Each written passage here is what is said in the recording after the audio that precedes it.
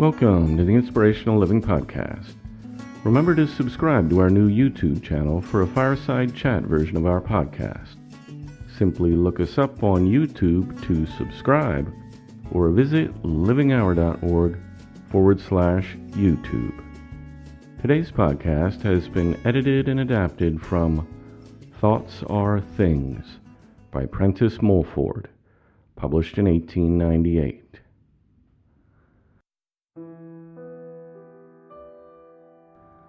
The tendency of many people after they are a little advanced in years is to look backward with regret. The looking should be the other way, forward. If you want to go backward in every sense, mental and physical, keep on cultivating the mood of living regretfully in your past life.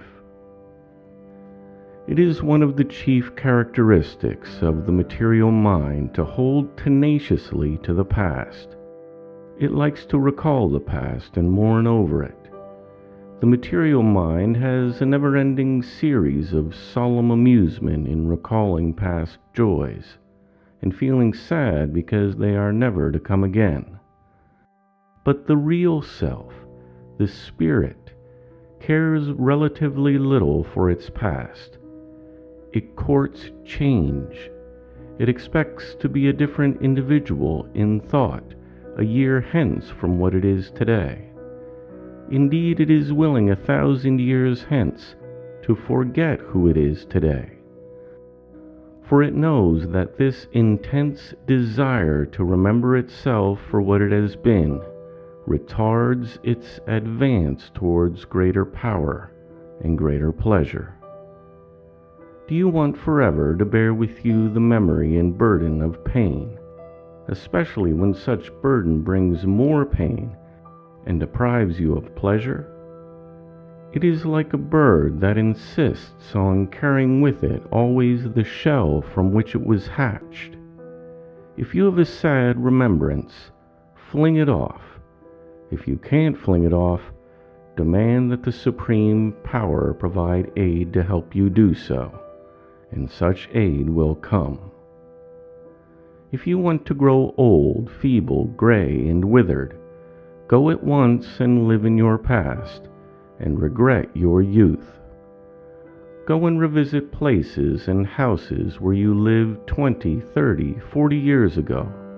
Call back the dead, mourn over them, live in remembrance over the joys you had there, and say they are gone and fled, and will never come again. In so doing, you are fastening dead selves all over you.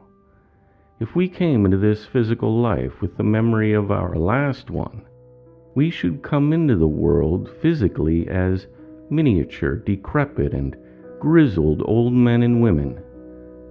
Youth physically is fresh and blooming because it packs no past sad material remembrances with it.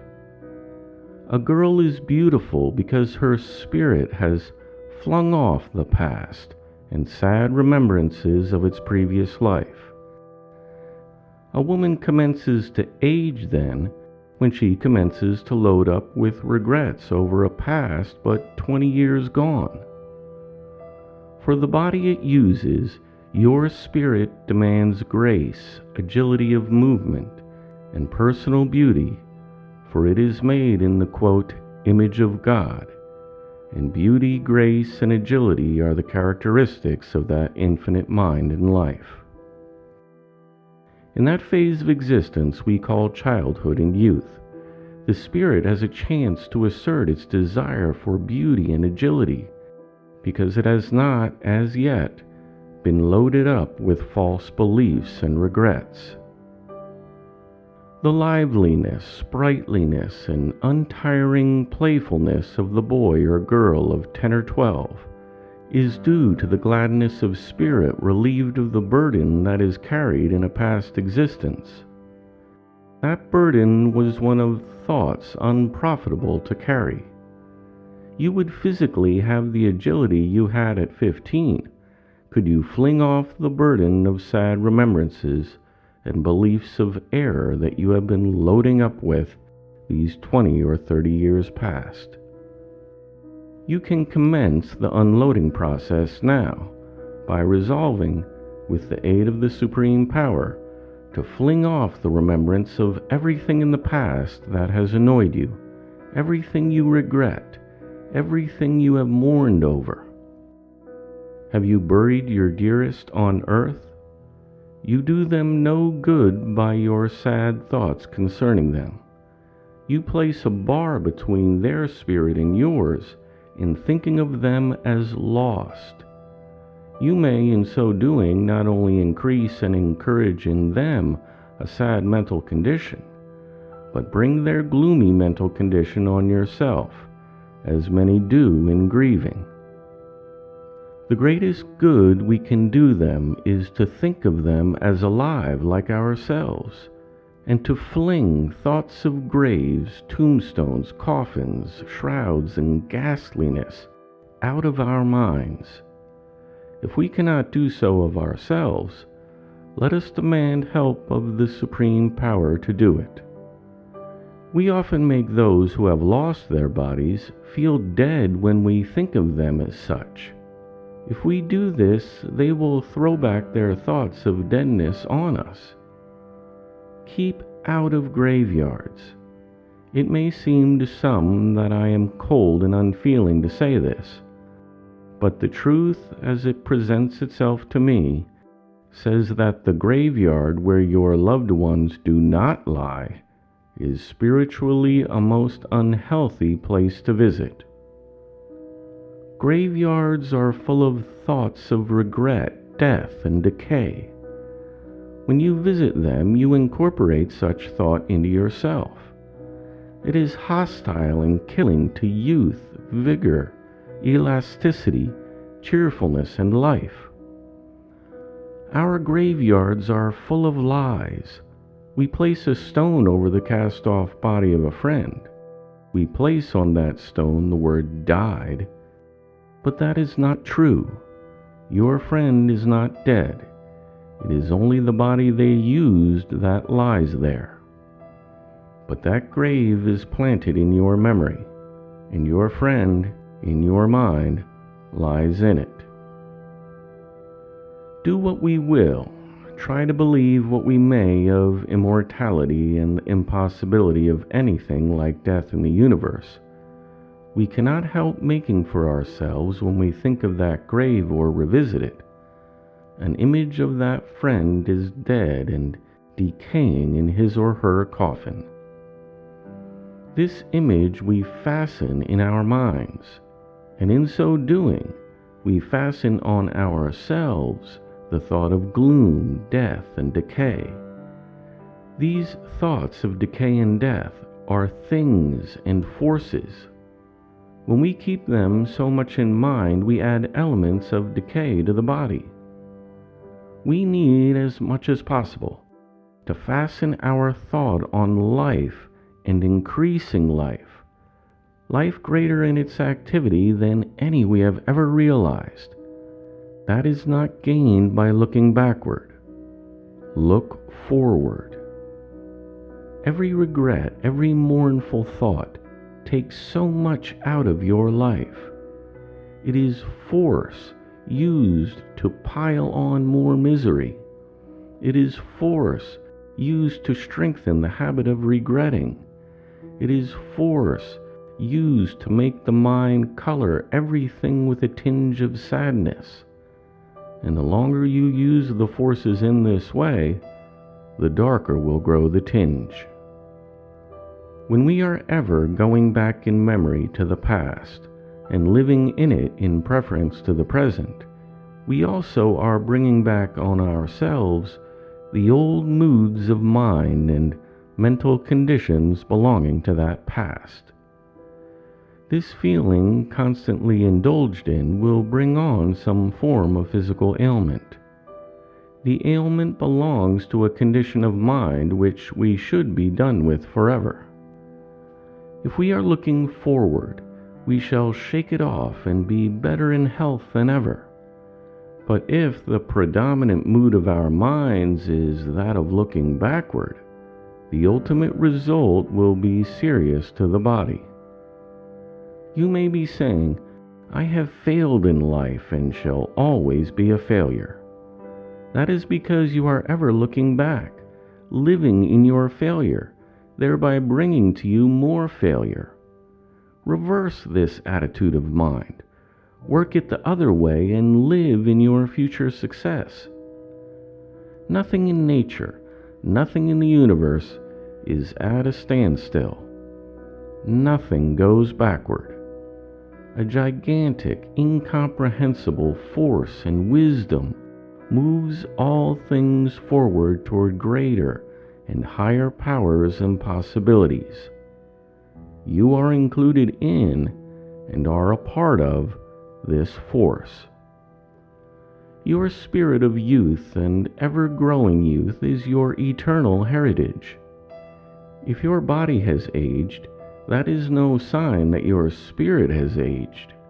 The spirit cannot grow old in the material sense, any more than the sunlight can grow old. If your body has aged badly, it is because your body has become the material likeness and expression of the false self or shell which has formed around your spirit. Your false self is made up of thoughts that have been prevalent from an early age, and those thoughts are untrue thoughts. A large proportion of that thought is regret. Regret is an inverted force, a turning of the mind to look backward, when its natural and healthy state is to look forward and live in the joys that are certain to come when we do look forward. In the new life to come to humanity, when we have learned to be ever looking forward to the greater joys to come, and cease to look backward and drag the dead past with us, men and women are to have bodies far more beautiful and graceful than those of today, because their bodies will image or reflect their thoughts, and their thoughts will ever be fixed on what is beautiful and symmetrical. They will know that what is to come, and what is in store for them out of the richness of the infinite mind, must exceed anything they have realized in the past. Today, among the great majority of us, our attitude of mind is directly the reverse. Owing to the little trust that we have in that power the theologian calls God, we are ever in our minds saying, there are no joys to come for us like our past joys. Our youth has fled. Our future on earth is tame and dull. It is as dust and ashes. The truth that life does not end with the death of the body thus makes slow progress in fixing itself firmly in our minds. The kind of life a person may be living at 70 does not end here in the grave. It continues straight on. The old man, the old woman, as we call them here, wakes up on the other side of life after losing their body, an old person still. If they are one of those old people who have, quote, outlived their day and generation, who live in their physical past and look back on it with regret, who have become too old to learn, they will be just such an old person in the world of spirit. There is no sudden transformation into youth on the death of a worn-out, decrepit body. As the tree falls, so does it lie for a period, even in the hereafter. But in this state, the old codger cannot stay forever. They must grow not in age, but youth. To do this, it is necessary not only that they should leave the old body, but the old material mind that made that body. Their spirit throws off that mind when they gain a new body, that is, reincarnated, and they throw it off because they lose the recollection of all past sad memories and regrets. The man should, in mind, be always the boy, the woman, the girl. You can, as a man or woman, be always a boy or girl in spirit, without being silly or losing real dignity. You can have all the playfulness of youth with the wisdom of maturity. To have a clear, powerful mind, you need not be an owl. Power comes of looking forward with hope, of expecting and demanding the better things to come. That is the law of the infinite mind, and when we follow it, we live in that ageless life.